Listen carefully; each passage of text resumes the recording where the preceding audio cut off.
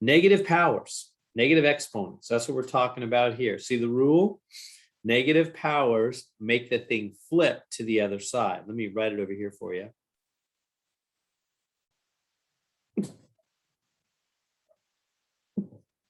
Excuse me. So if you have like x to the negative 2 power, for example, it's 1 over x to the positive 2. So negative powers, let me write the rule out. Negative powers are unhappy. Here, I'll make a little analogy to help you remember. They're unhappy, they're negative. They're negative. They're unhappy where they are at and want to jump. Well, let's say they do jump. And there's somebody unhappy at their job and they jump to the other side of the fraction, then become positive. So negative powers are unhappy where they're at. They jump to the other side of the fraction and then they become positive. So for example, what if I have 1 over like x to the minus 3? It'll jump up to the top and become x to the positive 3 times the 1 that's up there, which is just x to the 3, because anything times 1, nothing changes. Does that make sense? So if you have a negative power on the top, it'll jump to the bottom. And what you think, where'd the 1 come from? Well, if we have nothing on the top, we have to put a 1, because you got to have something in the top of the fraction. And it really means 1 divided by.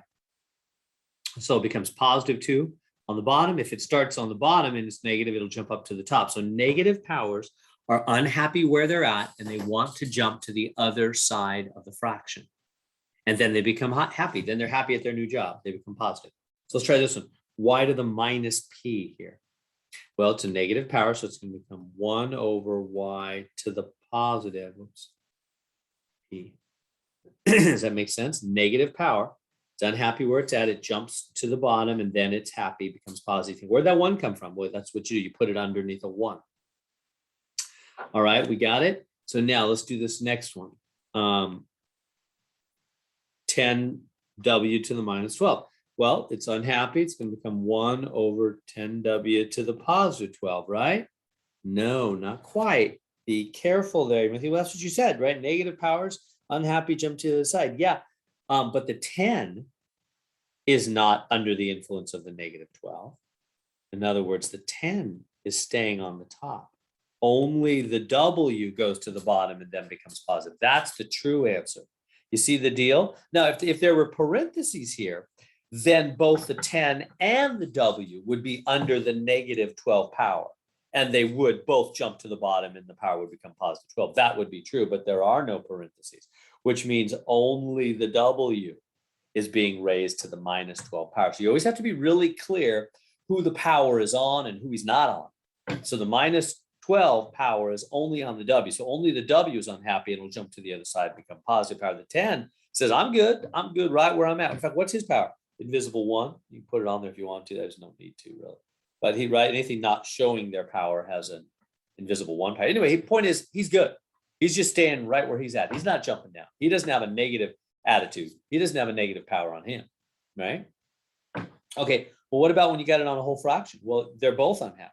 You're going to flip it, right? So like right here. So this guy right here, the 5 and the 3, both to a negative 2 power. Now, it's going to flip them both and then become, well, in fact, let's do this. We've learned the rule already. Remember the rule? Let me write it this way. Powers outside parentheses multiply powers inside parentheses, right? Now you think, yeah, but what powers? 1 power, 1 power. Remember? They're there. They're invisible 1 powers. So this minus 2 is going to go boom, boom. So it'll be 5 to the minus 2 over 3 to the minus 2. Now they're both negative powers. They're both unhappy. They're both going to jump. This will be 3 to the positive 2 over 5 to the positive 2. And then work that out. 3 squared is 9. 5 squared is 25. There we go. Does that make sense what happened there? So powers outside parentheses multiply powers. Well, they don't have powers. They have invisible 1 powers.